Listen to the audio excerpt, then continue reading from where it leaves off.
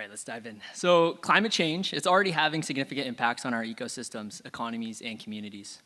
Rising average temperatures do not simply mean balmier winters. Some regions will experience more extreme heat while others will slightly cool. Flooding, drought, and intense summer heat could result. Violent storms and other extreme weather events could also result from an increased energy storage in our warming atmosphere. One of the most serious impacts of climate change is how it will affect water resources around the world.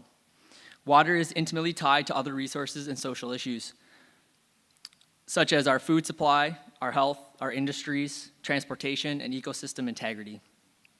The impacts of climate change are already being observed across Canada's diverse geographical regions.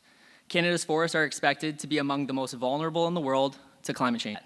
Another is melting ice sheets and alpine glaciers, which take an immense toll in our Arctic ecosystems.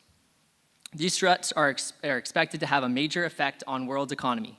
For Canada, a country that depends so much on our natural resources, the economic impacts could be severe. We're already seeing ominous change. Rising ocean temperatures in Canada's west coast have weakened economically valuable salmon species, reducing the survival rates of spawning fish. Scientists say that forests in British Columbia have been devastated recently by the mountain pine beetle. 2012, the cumulative area of provincial crown forests affected was about 181,000 square kilometers, which is an area of timber more than 5 times the size of Vancouver Island. The value of these trees is in the billions of dollars. In 2001, prairie drought cost the Canadian economy over $5 billion in agricultural losses. According to the University of Manitoba, the mining industry in Canada is also vulnerable to climate change, including those from reduced water levels for freshwater ponds. According to Munich Reinsurance Corporation of Canada, the economic losses caused by natural catastrophes are likely to bring home the effects of climate change and more dramatically as time goes by. The world's most in-depth analysis of economic costs and opportunities of climate change is the Stern Review. It's a 700-page report that's released by former bank chief economist Nicholas Stern. The report concludes that early action to reduce the impacts of GHG emissions could cost only 20% of GDP. But it warns that the cost of delaying action would result in significantly higher economic costs by not adverting to climate change and promoting the growth of development. In fact, the solution to climate change will also bring about many economical benefits.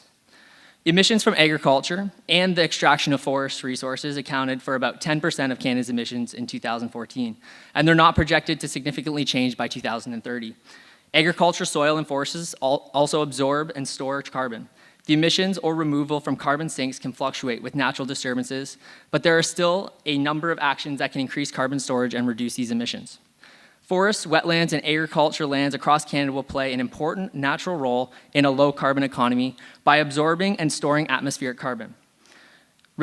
Actions taken by jurisdictions and woodlot owners to accelerate reforestation to continuously improve sustainable management practices and to plant new forests where they do not currently exist will enhance storage carbon and continue our innovation and clean technology in agriculture as we build on past GHG. Innovation and clean technology in agriculture will build on past GHGs and reduction success by decreasing emissions per unit of production. And this approach will include 1, enhancing our unit of production of forest and agricultural lands. It will also, secondly, support the increased use of wood in construction. And 3, advancing our innovation and technology. Forests, wetlands, and agricultural lands can be enhanced as carbon sinks through actions such as planting more trees and improving forests. But carbon management practices minimize losses from fires and invasive species, restoring forests that have been affected by natural disturbances and increasing adoption of land management practices like increasing perennial and permanent cover crops and zero-till farming.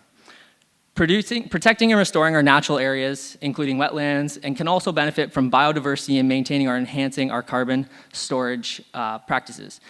Increasing the use of wood for construction can reduce emissions such as carbon stored in that wood that gets locked in for long periods of time. Boosting domestic demand for Canadian wood products will also support vibrant forest industries across Canada, which has a long history of innovation to develop new products and more efficient and sustainable forest practices. Innovative solutions that require to reduce emissions from agriculture, wetlands, forests are promising new technologies that are being developed to reduce the emissions from crop production, such as precision farming, throughout the use of drones, which is accountable of 80% of the commercial drone industry currently. So drone technology can be used to support agriculture, conservation, environmental protection strategies, which offer quick, easy, and cost-effective aerial imagery on demand. From glacial feature modeling and erosion monitoring to wildlife counts and species identification, the list of projects that drones are being applied for and being used for continue to grow. There are many reasons for professionals such as environmental engineers and scientists to be able to use this increasing technically advanced drone technology for terrestrial surveying and traditional aerial imaging services. The benefits these professionals often include are a few main points. They're extremely flexible. Drones can be launched on demand, weather permitted, without need of source for booked manned aircraft services or to commission or wait for satellite imagery. Timeliness. UAVs produce complete up-to-date imagery. This is making drones suitable for time-sensitive projects for monitoring locations at regular intervals.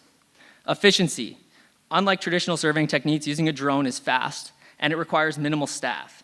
And using an aerial approach overcomes common site access issues such as impenetrable vegetation, boulders, and crevices. Cost effectiveness. The cost per project of professional drone systems is typically lower than that of a third-party alternative, such as manned imaging aircrafts. Drone systems often provide a complete ROI in as little as a few months or a few large projects. They're discreet. Small, light electric-powered drones, especially fixed-wing aircrafts, make very little noise. They're often bird-shaped, meaning that they look a lot like animals as a bird, and they don't cause much influence on any of the wildlife below. Rotary wing drones, on the other hand, they're sometimes ideal for monitoring, charting smaller areas, but our feedback on live fixed-wing UAVs is much more preferable to wildlife that are in the area. In conclusion, governments are directly responsible for a relatively small share of our emissions, but they do have an opportunity to lead by example, and there are a number of provinces that are already demonstrating leadership, including through the production of carbon-neutral policies. And Adam Smith, the father of modern economics, said, "In the completion of individual ambition serves the common good, but that is incomplete, because the best result will come from everyone in the group doing what is best for himself and the group." And that's Governing Dynamics by Nobel laureate Steve Nash. And with or without Canada's participation in international climate change agreements, we must demonstrate the international process that can take important steps, but not yet lead to emission reductions, but speed up the magnitude necessary to achieve these goals in Canada.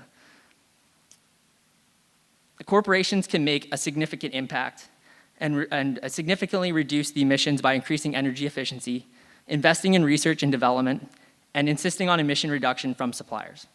And drones, they offer a way to monitor, manage our bountiful resources. In agriculture or forestry, in mining to transportation, battle lines against climate change are being drawn. To triumph, we must create results, publishable, practical results. And today, we place Canada's environmental future into your able hands. Thank you, merci, and miigwech. Thank you, Ryan.